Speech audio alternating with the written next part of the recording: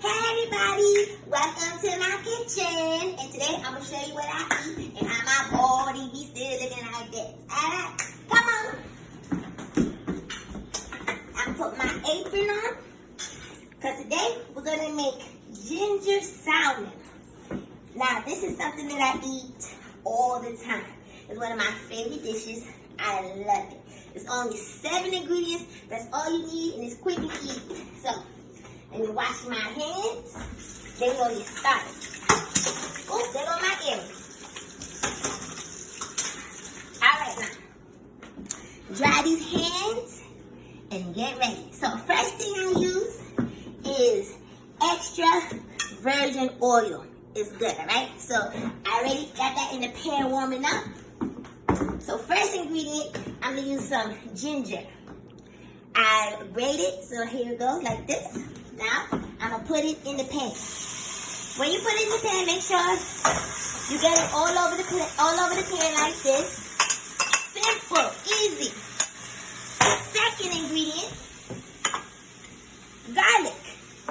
I chop it up real small, dump it in here. Simple. Third ingredient, chopped red onions. Dump it in the pan. Spread that all around the pan. Nice and easy. Good. Next thing I'm going to do, now I'm going to get my salmon that I already have out on a plate. And now I'm going to dump the salmon on top of the ginger, the garlic, the onion, just like this. So while that's cooking, next thing I'm going to do is this is a salt-free seasoning. It's Arizona Dreamy. It's really good, you know, for the people who don't like too much salt in their food or whatever, but it has a lot of flavor.